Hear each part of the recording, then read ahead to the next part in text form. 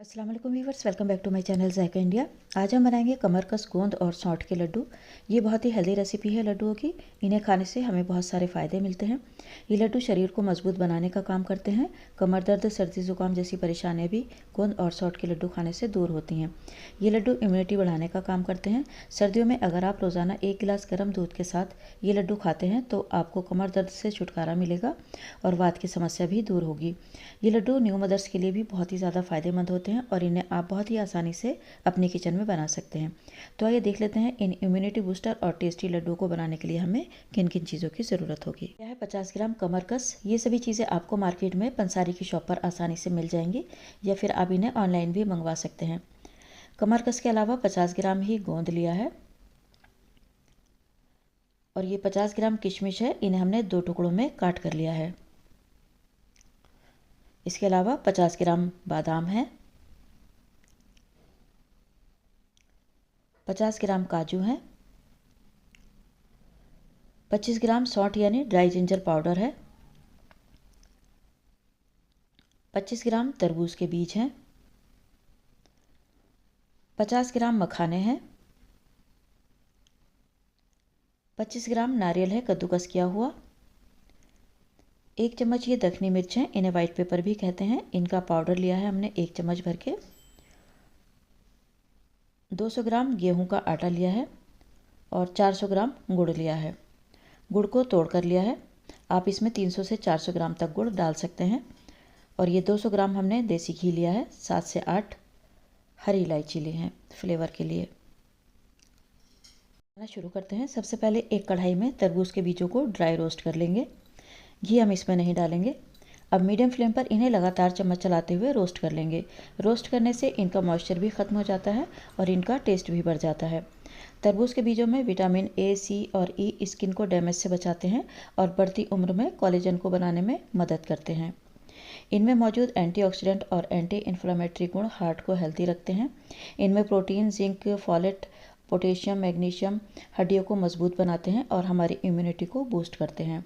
तरबूज के बीजों में फाइबर अधिक मात्रा में होता है जिसकी वजह से डाइजेस्टिव सिस्टम ठीक रहता है और कब्ज, एसिडिटी से राहत मिलती है। तो ये बीज हमारी सेहत के लिए बहुत ही ज़्यादा फ़ायदेमंद होते हैं, इसलिए इन्हें हमें खाना चाहिए। अब देखिए 2 से 3 मिनट भूनने पर इनमें चटकने की आवाज़ आने लगी है और ये फूलने भी लगे हैं। इनका कलर भी चेंज हो गया। अब ये अच्छे से रोस्ट हो चुके हैं। इन्हें हम एक प्लेट में निकाल कर एक साइड में रख देंगे। अब हम उसी कढ़ाई में मखाने डालेंगे और इन्हें भी रोस्ट कर लेंगे। इन्हें भी हम बिना घी के ही रोस्ट करेंगे। अभी ये काफ़ी सॉफ्ट हैं। इन्हें अच्छा सा क्रिस्पी होने तक रोस्ट करना है। सेहत का ख़जाना कहे जाने वाले मखानों को फॉक्सनट या कमल का बीज भी कहा जाता है। अब मखाने खाने के क्या क्या फ़ायदे हैं ये भी हम आपको बता देते हैं। इन्हें खाने से सूजन की समस्या में राहत मिलती है, वेट लॉस में फ़ायदेमंद होते हैं, एनीमिया और कमज़ोरी में फ़ायदेमंद होते हैं, ब्लड प्रेशर को मेंटेन रखते हैं। मखाने पौष्टिक गुणों से भरपूर होते हैं। इनमें potassium, magnesium, iron, phosphorus, zinc, fibre आदि भरपूर मात्रा में पाए जाते हैं। 3 से 4 मिनट लो फ्लेम पर रोस्ट करने पर ये देखिए अच्छे से क्रिस्पी होकर रोस्ट हो गए हैं। अब इन्हें भी हम कढ़ाई से निकाल कर प्लेट में रखेंगे। अब उसी कढ़ाई में 1 चम्मच देसी घी और ऐड करेंगे और इसी घी में बादाम और काजू डालेंगे और अब मीडियम टू लो फ्लेम पर लगातार चम्मच चलाते हुए इन्हें भी फ्राई कर लेंगे। बादाम भी हमारी सेहत के लिए बहुत ही ज़्यादा फ़ायदेमंद होते हैं। आपने बुज़ुर्गों को कहते सुना होगा कि रोज़ बादाम खाया करो, याददाश्त तेज़ हो जाएगी। बादाम खाने से स्किन हेल्दी होती है। बादाम एक ऐसा ड्राई फ्रूट है जिसमें फाइबर, प्रोटीन, आयरन, मैग्नीशियम जैसे पोषक तत्व पाए जाते हैं जो शरीर के बेहतर कामकाज के लिए ज़रूरी होते हैं। विटामिन बी बहुत ज़्यादा पाया जाता है। खाली पेट काजू खाने से हमारी याददाश्त तेज़ होती है, हड्डियाँ मजबूत होती हैं। आँखों के लिए भी ये बेहद फ़ायदेमंद है और ये मोटापे को कम करने के साथ साथ आपको भरपूर एनर्जी भी देते हैं। 2 से 3 मिनट तक इन्हें भी फ्राई कर लिया हमने। अच्छे से क्रिस्पी होकर फ्राई हो चुके हैं। इन्हें भी कढ़ाई में से निकाल कर एक प्लेट में रख लेंगे। हैं बहुत थोड़े से घी में ये अच्छे से फ्राई हो गए हैं। 1 चम्मच घी में से भी घी बच गया है। अब इसी घी में 2 चम्मच घी और डालेंगे। घी के गर्म होने पर इसमें गोंद डालेंगे। आधी आधी करके 2 बार में गोंद को फ्राई करेंगे। गोंद को हम धीमी आंच पर लगातार चम्मच चलाते हुए फ्राई करेंगे ताकि ये अंदर तक अच्छे से सिक जाए और अच्छे से फूल जाए। जब इसमें से चटकने की आवाज़ आनी बंद हो जाएगी इसका मतलब है ये गोंद अच्छे से अंदर तक फ्राई हो चुकी है, बिल्कुल भी कच्ची नहीं है। और जब ये अच्छे से फ्राई हो जाएगी हम इसे कढ़ाई में से निकाल कर एक बाउल में रख लेंगे। और इसी तरह से बची हुई गोंद को भी फ्राई कर लेंगे।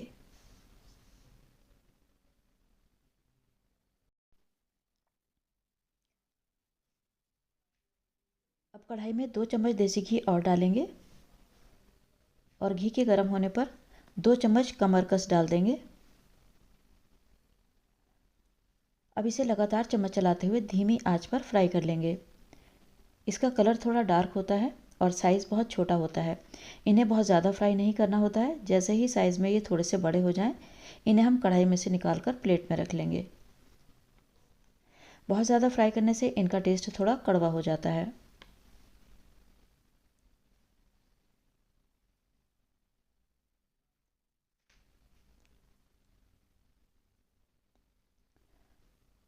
अब इन्हें हम प्लेट में रखेंगे और बचे हुए कमरकस भी इसी तरह से फ्राई कर लेंगे।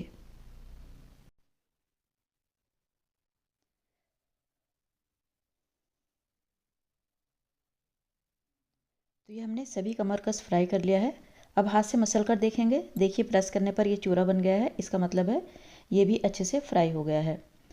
इसके बचे हुए घी को हमने छान लिया था। अब इसी घी में हम ये किशमिश फ्राई कर लेंगे।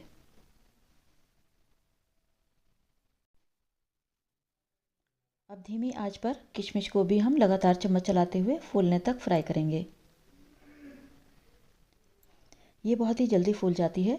जब ये अच्छी तरह से फूल जाएगी तब हम इसको भी कढ़ाई में से निकाल कर एक बाउल में रख लेंगे।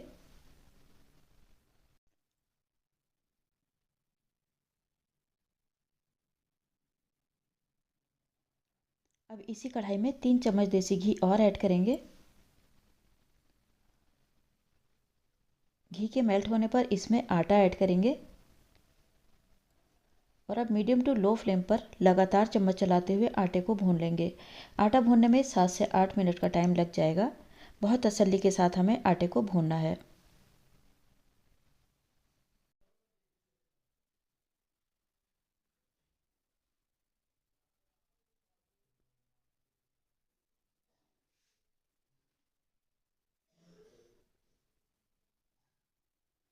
अगर आटा भूनते वक्त हमें आटा सूखा सूखा लगेगा तो हम इसमें 2 से 3 चम्मच देसी घी और ऐड कर लेंगे और आटे को खुशबू आने तक भून लेंगे।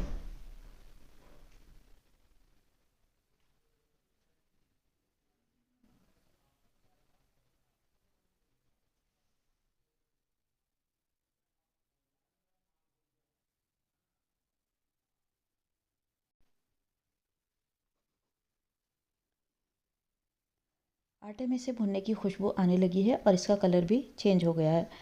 अब हम इसमें कद्दूकस किया हुआ नारियल डाल देंगे, दखनी मिर्च पाउडर डाल देंगे, सौंठ पाउडर भी डाल देंगे।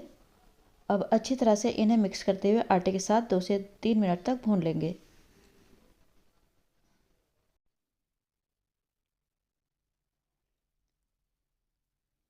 अब आप देखिए आटा बहुत अच्छे से भुन गया है। इसका कलर भी देखिए एकदम लाइट गोल्डन कलर का हो गया है।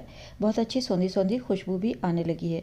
बस अब गैस को बंद करेंगे और आटे को ठंडा करने के लिए एक बड़े बर्तन में ट्रांसफ़र कर लेंगे ताकि ये जल्दी से ठंडा हो जाए।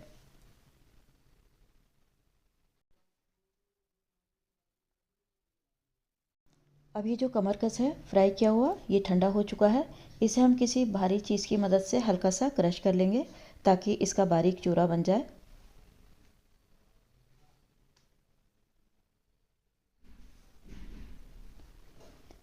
ये देखिए अब ये एकदम बारीक हो गया है। अब इसे थाली में एक साइड में कर देंगे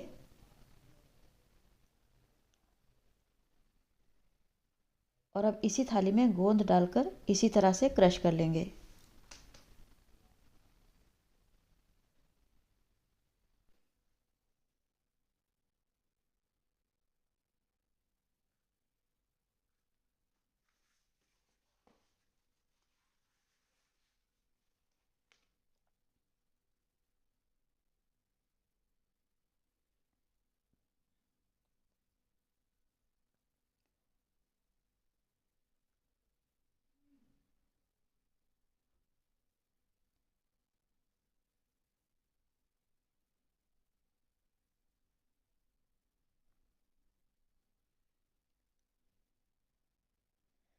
तो ये देखिए गोंद को भी हमने क्रश करके बारीक कर लिया है।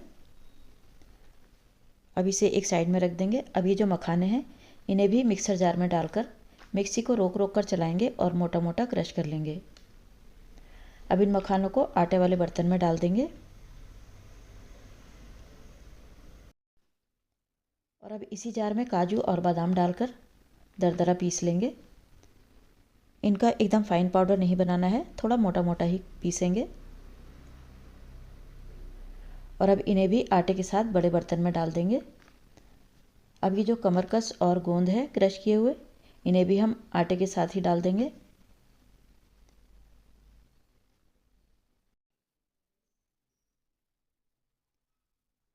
अब ये फ्राई की हुई किशमिश और तरबूज के बीज भी हम इसी में डाल देंगे। और ये हरी इलायची को कूटकर इनके छिलके हटा दिए थे, ये भी हम इसी में डाल देंगे। और अब इन सभी चीज़ों को अच्छे से मिक्स कर लेंगे।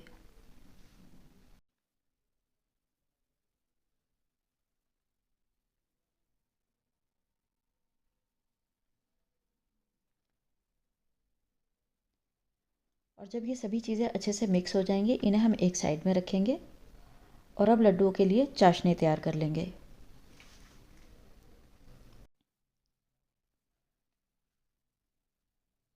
अब हम कढ़ाई में 2 चम्मच देसी घी डालेंगे। 200 ग्राम देसी घी में से थोड़ा सा घी बच गया है। अब घी के मेल्ट होने पर हम इसमें गुड़ डाल देंगे। गुड़ को हमने तोड़ लिया था ताकि ये जल्दी मेल्ट हो जाए। अब गुड़ को मिक्स करेंगे और अब चाशनी बनाने के लिए हम इसमें आधा गिलास पानी डाल देंगे। हमें इतनी चाशनी चाहिए जिससे कि लड्डुओं का जो मिक्सचर है वो अच्छे से चिपक जाए। आधा गिलास पानी काफ़ी रहेगा, इससे ज़्यादा हम पानी नहीं डालेंगे। अब गुड़ को मेल्ट होने देंगे और अब चम्मच चलाते हुए गुड़ को हल्का सा चिपचिपा होने तक पका लेंगे। अभी देखिए गुड़ में बॉयल आ गया है। बॉयल आने के बाद 2 से 3 मिनट तक पकाएंगे। हमें इसे बहुत ज़्यादा नहीं पकाना है और ना ही ज़्यादा गाढ़ा करना है। बस चम्मच पर से थोड़ी सी चाशनी को हल्का सा ठंडा होने पर उंगली से चेक करेंगे।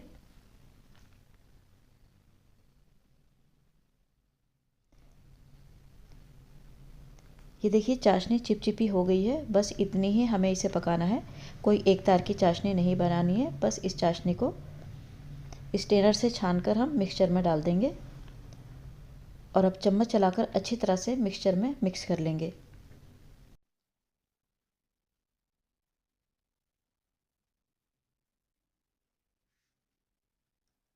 तो ये देखिए सभी मिक्सचर अच्छी तरह से चाशनी के साथ मिक्स हो गया है। गर्म रहने पर ही हम इसके लड्डू बनाएंगे, ठंडा होने पर लड्डू बनाने मुश्किल हो जाएंगे। गरम गरम मिक्सचर में से थोड़ा सा पोर्शन हाथ में लेंगे। जितना बड़ा या छोटा आपको लड्डू बनाना हो अपनी पसंद से बना सकते हैं। मिक्सचर को दबाते हुए हथेली के बीच में गोल गोल घुमा के लड्डू की शेप दे देंगे। और ये देखिए बहुत ही आसानी से हमारे लड्डू बनकर तैयार हो गए हैं। तो ये देखिए इसी तरह से हमने सभी मिक्सचर के लड्डू बना लिए हैं। बहुत ही हेल्दी लड्डू बनकर तैयार हुए हैं। इन लड्डुओं को आप 1 से 1.5 महीने तक बनाकर स्टोर करके भी रख सकते हैं। 1 घंटे के बाद ये अच्छे से सेट हो गए हैं। एक लड्डू हम आपको तोड़कर दिखाते हैं। बहुत ही बढ़िया लड्डू बने हैं। उम्मीद है आपको ये रेसिपी पसंद आई होगी। पसंद आने पर एक बार ट्राई ज़रूर कीजिएगा। वीडियो देखने के लिए बहुत शुक्रिया। मिलते हैं नेक्स्ट रेसिपी में, तब तक के लिए अल्लाह हाफिज़।